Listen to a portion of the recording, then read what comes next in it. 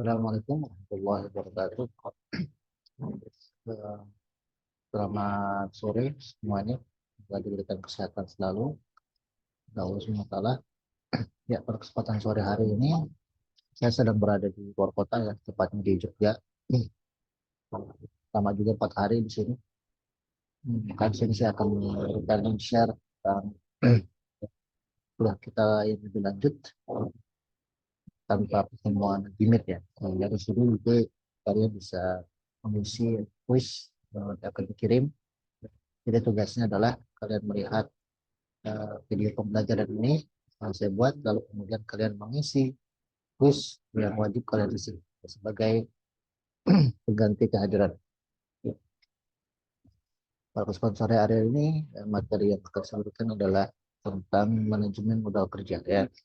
Manajemen modal kerja sebagai bagian dari materi manajemen keuangan.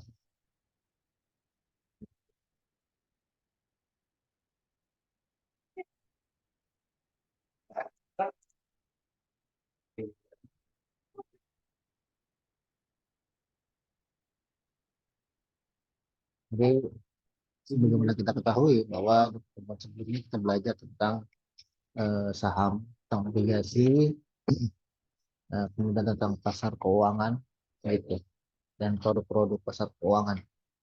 Nah, sekarang kita lebih lanjut mengenai manajemen modal kerja. Ini materi lanjutan dari materi sebelumnya, di mana ketika kita sudah mendapatkan modal dari utang atau dari saham, atau dari obligasi, surat berharga, maka kita harus memanage, kita harus mengelola supaya nanti pemakaiannya benar-benar sesuai dengan fungsinya. Jadi nggak bisa tuh kita punya modal lalu kemudian kita nggak tahu mau diapain itu modal. Nah, itu nggak boleh. Lagi kalau misalkan menjadi seorang pebisnis ataupun menjadi seorang pegawai pun ya harus mampu ya mengelola manage keuangan sendiri. Ini akan kita bahas intro, risiko return, kemudian resiko konversi kas, definisi dan konsep. Jadi di sini sebenarnya ada hitung-hitungan ya, dan cuman akan saya lewatkan karena waktu itu tidak cukup. Nanti akan di pertemuan berikutnya kita akan bahas di perhitungan ya. Di sini ada informasi dan knowledge atau wawasan yang perlu kalian ketahui. Secara umum, modal kerja adalah dana atau aktif yang dibutuhkan dalam aktivitas perusahaan. Modal kerja adalah investasi perusahaan pada berbagai aktiva lancar jangka pendek seperti kas, surat berharga, secara kas, piutang, dan persediaan. Di mana ini modal kerja itu adalah sama dengan aktiva aktiva lancar. Jadi dalam bahasa akuntansi, modal kerja itu adalah sama dengan aktiva aktiva lancar. Lalu bagaimana sebenarnya urgensi dengan modal kerja? Jadi tanpa mengetahui urgensi dari modal kerja ini, maka kita tidak akan punya perhatian terhadap pengelolaan modal kerja. Bagi sebuah perusahaan, modal kerja itu menjadi faktor penting dalam dalam komponen pengelolaan perusahaan.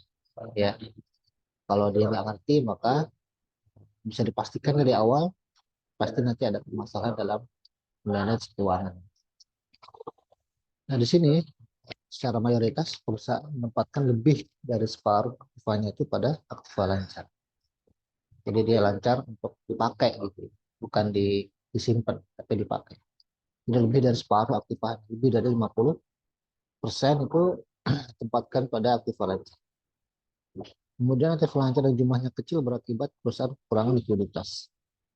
Ya, sedangkan jika terlalu tinggi berakibat ROI-nya atau return on investment-nya rendah.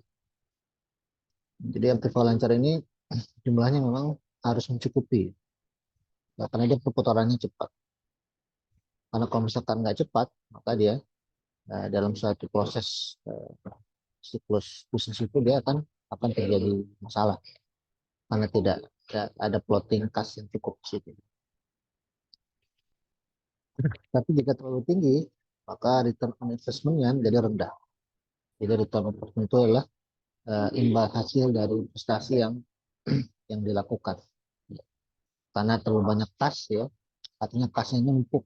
nggak kepake cukup cukup banyak ya, nggak efektif, sehingga lebih banyak pengeluaran daripada pendapatan, sehingga lebih kecil imbal hasilnya daripada returnnya begitu. Perusahaan kecil, ya perusahaan kecil ya, mayoritas mengandalkan pada hutang jangka pendek karena tidak memiliki akses ke pasar modal. Perusahaan-perusahaan kecil ini biasanya yang berbentuk badan hukum yang bukan PT, tapi bisa CV, firma atau usaha dagang satu seorang.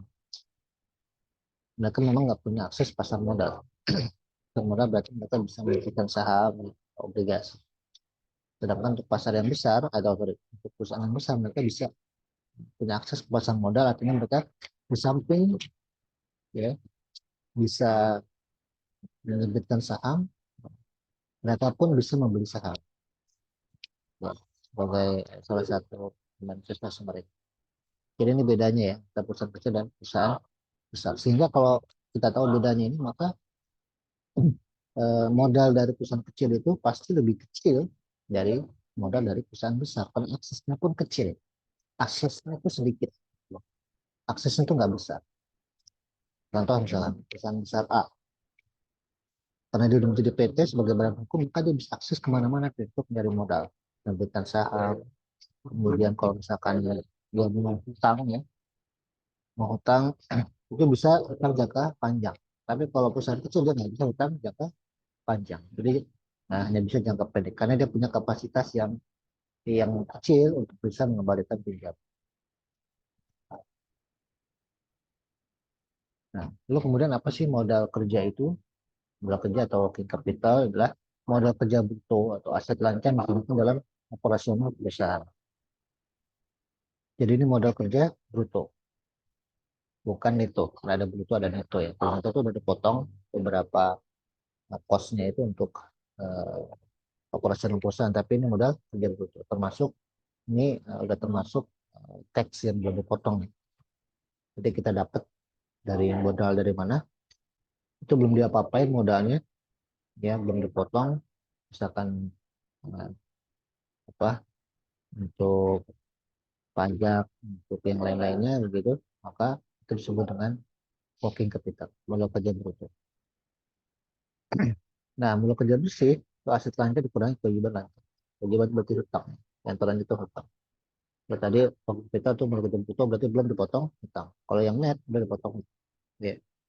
Kemudian modal kerja operasi bersih adalah aset lancar dikurangi hutang lancar yang tidak dikenakan bunga. Jadi memang ada utang-utang lancar yang tidak dikenakan bunga. Ya, ini ada special case. Ya. Special case karena mungkin sudah cukup lama, kemudian dia angsurannya bagus untuk pemenuhan kewajibannya, kemudian diberikan spesial eh, apa pinjaman modal kerja ya misalkan. Jadi nggak pakai bunga. Tapi hanya saja dia nggak semua eh, setiap waktu dikasih bebas bunga ya. Jadi dia kayak bonus aja gitu, bonus. Jadi nggak setiap dia misalkan minjem itu dibebasin bunga juga. Ya. Lalu kemudian siklus konversi kas, yaitu berapa lama dana berada dalam siklus operasional perusahaan. Nah, ini nanti ada hitung-hitungannya nih, ya, siklus konversi kas ini ada hitung-hitungannya. Jadi eh, berapa lama sih idealnya kas berada dalam operasional perusahaan? Itu ada hitung-hitungannya. Cuman ini nggak kita bahas nanti kalau di pertemuan berikutnya. Kita akan bicara dulu tentang risiko dan rate of return. Dalam menjalankan fungsinya, manajer keuangan harus menjaga keseimbangan antara menjaga investasi pada keuntungan dengan keuntungan perusahaan secara menyeluruh serta risiko yang diharapkan. Ya. Dalam hal ini manajemen bank itu dikatakan efisien jika pertama dapat menjaga investasi perusahaan pada aktif lancar yang optimal. Artinya adalah modal kerja ini bisa dipakai buat invest lagi gimana aja. Dapat modal dari saham, ya. Invest lagi misalkan dari sini keuangan lagi, misalkan saham, ya, di saham perusahaan tertentu, nah, jadi memang saham di perusahaan tertentu. Atau mungkin investasi dari sektor real, ya. Tetapi di situ harus diukur bahwa aktif lancar itu akan optimal hasilnya. Artinya adalah investasi itu bisa memberikan hasil yang bagus buat perusahaan. Yang sebaliknya, kalau sebaliknya itu nanti akan jadi beban karena nanti banyak loss yang apa namanya harusnya bisa mendapatkan imbal hasil tetapi tidak, malah sekolah rugi. Nah, itu akan menjadi beban finansial nanti buat perusahaan. Yang kedua adalah bisa menentukan bauran yang tepat untuk pendanaan jangka pendek dan jangka panjang yang digunakan untuk mendukung investasi dalam aktiva lancar. Menentukan bauran itu berarti mengelola portfolio mana yang pendanaan jangka pendek dan mana yang jangka panjang. Artinya dia danaan itu kan kalau yang pembahasan sebelumnya kan itu cara perusahaan untuk mendapatkan dana, ya. Ada yang dana jangka pendek, ada yang dana jangka panjang. Nah, kemampuan perusahaan untuk memilih berapa banyak sih proporsi pendanaan jangka pendek yang mau mereka ambil dengan proporsi pendanaan jangka panjang yang mau mereka ambil. Seberapa besar proporsi? Semakin akurat mereka memilih pendanaan tersebut, maka itu akan mengoptimalkan hasil dari pengelolaan modal tersebut. Nah, di sini kita lihat bahwa rate of return itulah secara umum ya, jadi keuntungan perusahaan secara menyeluruh, rate of return. Nah, untuk mendapatkan rate of return ini nggak mudah. Artinya dia ada tantangan. Tantangannya itu adalah dia ada risiko. Namanya pengelolaan perusahaan itu pasti ada risiko. Namanya usaha itu pasti ada risiko. Maka rate of return pun dia ada risikonya. Nggak setiap uh, perusahaan itu akan mendapatkan return, ya. Bisa jadi loss, gitu, karena ada risiko yang dihadapi. Lalu apa saja yang pengaruhnya rate of return? Pertama adalah tingkat investasi atau lancar. Kemudian di sini kalau pada tingkat produksi dan penjualan tertentu, lancar yang tinggi bisa mengurangi risiko, tapi menurunkan rate of return. Kedua adalah tingkat aktif lancar ya saja yang dapat disesuaikan dengan tingkat penjualan diharapkan. Yang pertama ini adalah jika tingkat produksi dan penjualan tertentu aktif lancar yang tinggi bisa mengurangi risiko. Artinya adalah dia punya aktif lancar itu besar, gitu. Sehingga dia risikonya kecil untuk misalkan loss, ya, karena dia punya cadangan kas yang besar. Tetapi bisa menurunkan rate of return secara keseluruhan. Kenapa? Karena bisa jadi itu ada overproduction, ada overproduction, atau ada overproduction dan nggak semuanya itu terjual, nggak semuanya terjual, sehingga ada overstock, ya, ada overstock sehingga dia nggak semua terjual. Jadi itu stok itu menjadi nilai ekonomis yang tertahan, ya. Nggak bisa diuangkan, sehingga itu otomatis bisa menurunkan rate of return. Yang kedua ini adalah kebijakan aktif lancar. Yang pertama ini adalah konservatif, moderat, dan agresif. Jadi konservatif itu mempertahankan aktif lancar dalam kondisi liquid. Jadi dijagain banget tuh, ya. Harus selalu ada aktif lancar yang bersifat liquid. Liquid itu berarti gampang diuangin. Kalau misalkan dia perlu, dia gampang dijual, kemudian dapat duit lagi, gitu. Jadi ngejual aset. Ya. Misalkan jual kendaraan, ya. Ngejual mesin, gitu. Yang bisa, yang punya nilai ekonomis di ya, dipertahankan, ya. Nah, karena itu aset yang bisa diuangkan. Moderat, ya, mempertahankan terpelanti di tingkat rata-rata, simbangan dana yang dibutuhkan dan profit. Jadi ini setengah dari konservatif. Ada yang ditahan, ada yang nggak ditahan, ya. Kurang agresif, mempertahankan terpelanti dengan tingkat yang rendah, spekulatif dan berisiko. Jadi dia apa duitnya itu dipakai untuk operasi perusahaan dan investasi secara jor-joran. Tingkat spekulasinya tinggi, hingga risikonya pun tinggi. Jadi kalau spekulasi itu kita bekerja dengan ketidakpastian. Ketidakpastian itu bisa sangat buruk, bisa tidak buruk. Tapi rata-rata itu berada di atas buruk. Ya, bisa buruk, bisa sangat buruk. gitu. Sehingga risiko tidak tinggi. Ini modal ini bisa hilang nih, kalau agresif ini biasa. Kemudian yang ketiga adalah pemenuhan kebutuhan dana untuk modal kerja. Jadi peningkatan penjualan buka akses pembelian untuk aktiva baru. Itu kan ada apa demand atau permintaan yang tinggi terhadap produk tertentu misalkan ya. Sehingga itu potensi untuk menjual produk tertentu itu besar. Sehingga ya ketika dia butuh modal, gitu, butuh duit buat memproduksi produk tersebut karena nggak punya modal, maka dia bisa membuka akses pembiayaan untuk aktiva baru. Contoh, membuat sistem cetakan ya. Jadi sekarang kita mau pemilu deh, mau pemilu ya. Kan butuh orang banyak cetak tuh, banner, poster dan sebagainya ya. Baliho juga. Nah, itu permintaan besar tuh ya. Demand besar. Tapi kapasitasnya mungkin kecil. Mesin percetakannya mungkin kecil. Tapi orderan udah banyak. Orderan udah banyak. Sehingga dia butuh tambahan mesin cetak. Nah, maka dia bisa ngajukan pembiayaan untuk pengadaan aktiva baru tersebut. Mesin cetak. Karena ada peningkatan penjualan. Kemudian kedua, aktiva permanen lancar dan tetap harus biaya dengan sumber dana jangka panjang. Gitu. Gitu. Kenapa? Ya, karena khususnya untuk aktiva permanen nah, yang tetap khususnya dia kan nilai ekonomisnya panjang. Itu bisa mungkin bisa 15 tahun, enggak di bawah setahun gitu. Tapi dia bisa di atas 10 tahun. Maka dia harus biaya dengan sumber dana jangka panjang, jangan jangka pendek. Nanti keberatan beban bunganya. Ya, kalau misalnya pakai sistem.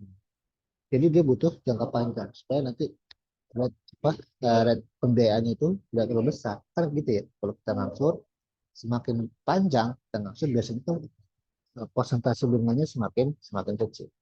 Tapi kalau misalkan kita cuma setahun, dia dosanya lebih besar persentase bunga. Kemudian yang terakhir adalah kebijakan yang diambil. Dia mau konservatif kah, moderat atau agresif. Nah, setiap pilihan ini akan punya konsekuensi. Ya, konsekuensinya harus siap di awal. Dia kalau misalkan kejadian, misalkan agresif, nanti yang kebijakannya agresif, maka dia bekerja dengan ketidakpastian karena spekulatif, gambling begitu, maka dia harus siap jika sewaktu-waktu itu tidak berhasil. Waktu-waktu dia rugi atau bahkan hilang. Nah, ini akan mempengaruhi terhadap rate of return juga. Ya kan? Kalau dia agresif, maka rate of return-nya juga spekulatif. Kalau konservatif, maka rate of return-nya bisa keukur nih. Misalkan dia apa dipakai buat produksi, kalau dia masih punya cadangan kas yang cukup banyak, cadangan atau yang cukup besar, stoknya besar, misalkan dia cuma pakai 20 atau 30% untuk yang agresif, maka dia masih punya modal 70% untuk sebagai cadangan, sebagai apa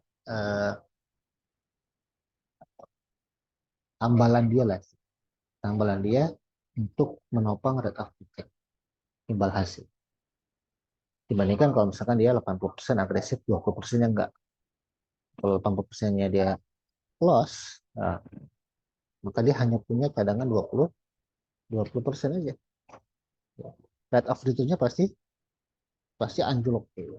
Pasti pasti bahkan mungkin sangat kecil ya. Ya, nggak sesuai dengan ekspektasi. Kemudian apa itu likuiditas? Likuiditas itu adalah ketersediaan perusahaan dalam menyediakan apa kas yang cukup, ya, kas yang cukup. Nah, semakin bagus, semakin liquid, semakin tersedia kas tersebut, maka semakin bagus ya. Apa bisa? Kalau dikembangkan itu ada namanya rasio likuiditas. Likuiditas. Semakin besar rasio likuiditas itu semakin bagus. Karena likuiditas adalah ketika nasabah pengambil duitnya itu ada, ya, cukup. Berapapun yang diambil ya, dia cukup. Itu likuiditas. Termasuk perusahaan. Likuiditas itu adalah ketika perusahaan butuh uang, baik dalam waktu yang cepat ataupun lambat ataupun tengah-tengah gitu, nah, itu kapanpun ada. Nah, itu likuiditas tuh. Tetapi di sini untuk memanage likuiditas itu nggak mudah karena perputarannya cepat, ya.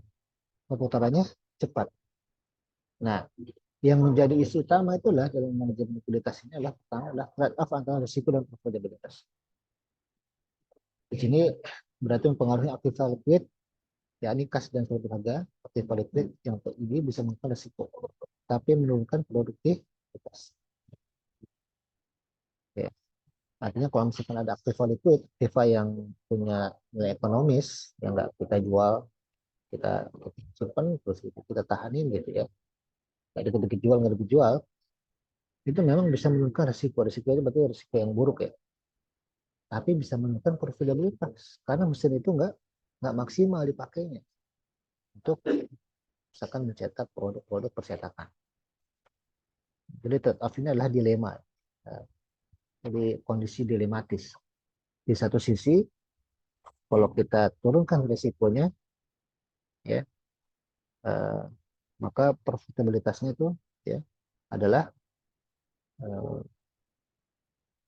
risiko turun, profitabilitasnya juga turun. Kalau risiko tinggi, profitabilitasnya juga tinggi. Nah, jadi biasanya agak bingung.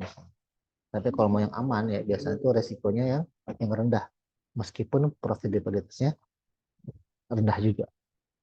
Jadi ini untuk yang main aman lah, gitu ya. Yang kedua, penentuan distribusi aktif valid, ya ini dalam hal kas dan surat surat berharga. Timbangan perhitungan di antara kas tersebut adalah sorry.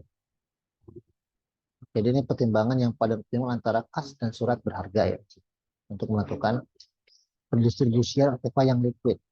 Memilih yang mana? Ya. Aktiva liquid yang berbentuk kas ataukah yang berbentuk surat berharga? Karena dua-duanya ini punya nilai ekonomis. Surat berharga bisa dijual, kemudian dari penjualan tersebut bisa mendapatkan uh, press money, uang segar. Kas juga bisa. Kas yang udah ada disimpan misalkan di deposito, kemudian depositoin lah atau ditabung, simpan aja gitu. Maka kemampuan untuk memakai yang mana dulu kan disebut dengan kemampuan untuk memanage kemampuan besar kepala yang liquid. Nah ini adalah isu utama dalam manajemen likuiditas. Ya, contoh-contoh analogi yang lebih real, nah, nanti di pertemuan berikutnya ya. Ini saya coba konsep dasarnya saja. Nanti saya lewatkan dulu tentang siklus konversi kas. Karena ada hitung-hitungan, insya Allah di pertemuan berikutnya ya. Kemudian ada manajemen kas ya. Kas itu adalah kas itulah atau sorry, kas dan sumber harga merupakan jenis aktiva yang paling liquid bagi perusahaan. Tadi saya bilang tadi ya. Di antara dilema atau trade off itulah bagaimana pendistribusian kas dan sumber harga untuk dikelola dalam perusahaan. Kas adalah seluruh uang tunai yang ada di tangan, cash in hand. Jadi itu ibaratnya udah ada di laci atau udah ada di rekening. Kalau butuh, kapan-kapan butuh tinggal diambil aja. Bisa ditransfer, bisa pakai ATM, atau tinggal ngambil di laci, atau mungkin ngambil di berangkas. Itu adalah cash in hand. Seluruh uang tunai yang ada di tangan. Termasuk yang disimpan di dalam bentuk deposito dan rekening koran. Ya, bentuk deposito dan rekening koran. Ini termasuk adalah kas. Kas merupakan alat tukar untuk menjalankan kegiatan usaha perusahaan. Iya, kas itu adalah duit kas, duit cash ya. Dipakai untuk transaksi alat tukar, baik baik proses transfer atau mungkin tunai. Ya, gitu. Ini udah ngerti lah soalnya. Kemudian bagaimana motif mempertahankan kas? Jadi kalau kita punya duit kan kita mesti tahu nih, kita punya duit misalkan 10 juta gitu. Kita mau apain? Kita mempertahankan 10 juta ini karena apa? Ya, pertama, karena kita pakai buat transaksi. Gitu. Kalau kita secara pribadi ya transaksi itu ya kita buat jajan, ya kita atau misalkan nanti mau beli apa ya sesuatu yang kita sukai seperti sepatu, baju ya, di dalam kita. Jadi itu pasti kita kita jagain banget tuh, nggak dipakai buat apa-apa. Ya.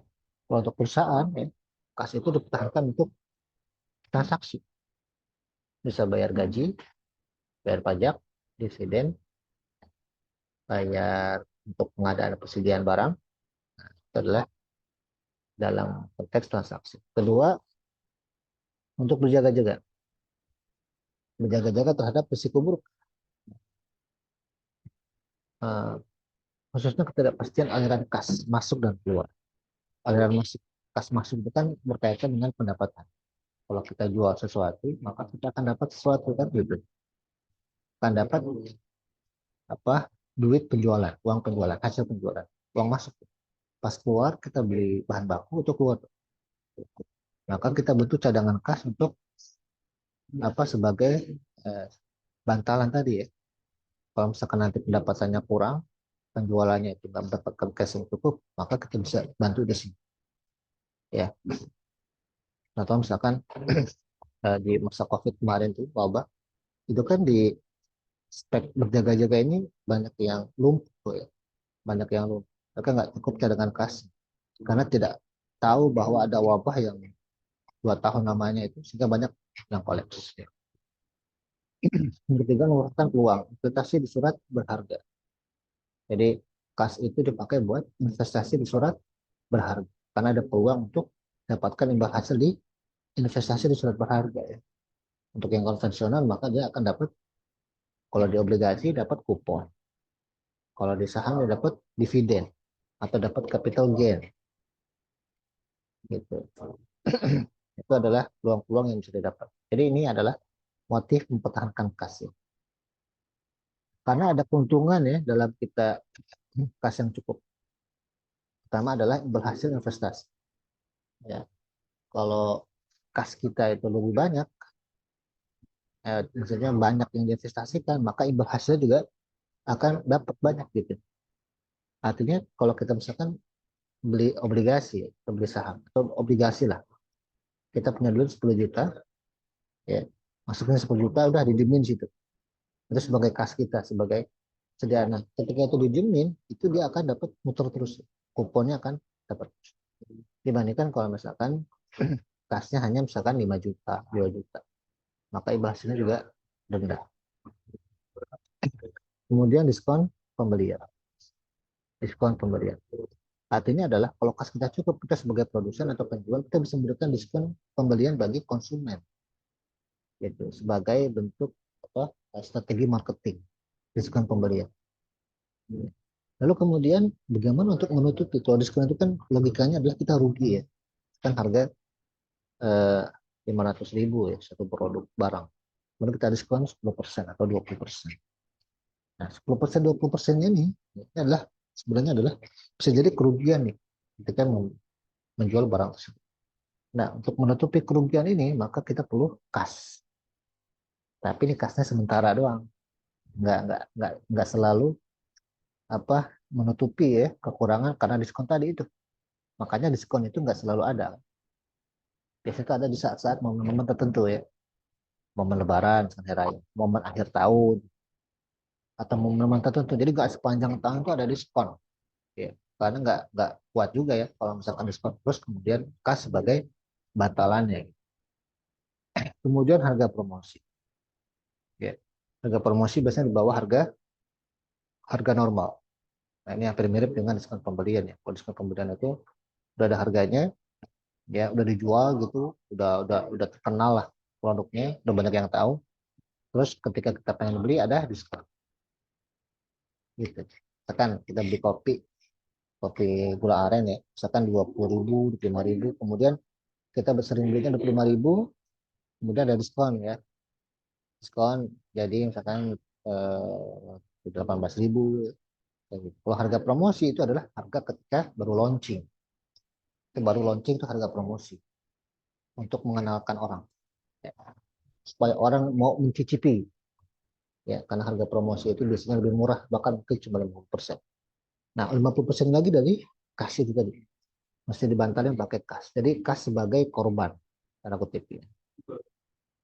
Dalam strategi marketing. Ya. Dengan harapan ketika ini berhasil akan balik lagi tuh kas. Kemudian ranking perusahaan yang lebih baik. Jadi manajemen kas yang baik itu ada apresiasi ya sebagai kinerja perusahaan yang baik. Gitu. Jadi siklus kasnya itu lancar lah, kayak darah ya. Darah itu kan kalau kalau lancar ya, itu kan akan tumbuh kan. Jadi kalau perusahaan gitu juga sama. Kalau kasnya itu mengalir dengan baik, maka dia akan tumbuh, gitu. Dia akan sehat. Ya, sama kayak kita ya. Kalau kas itu sebagai darah, mengalirnya dia lancar, gitu, nggak ada sumbatan-sumbatan, maka hidup kita akan sehat, fisik kita akan sehat. Ya, kalau anak kecil jadi tumbuhnya bagus sampai besar. Ya, jadi kayak gitu ya. Inilah ketentuan kas yang cukup gitu. Baik, itu aja sih dari saya sebagai awal dari pertemuan ini. Mudah-mudahan bisa lagi di pertemuan berikutnya ya. Eh, Mudah-mudahan bermanfaat. Terima kasih. Setelah ini silakan bisa disimak. Kemudian mengisi kuis nanti yang terdekat. Terima kasih itu saya. Assalamualaikum warahmatullahi wabarakatuh.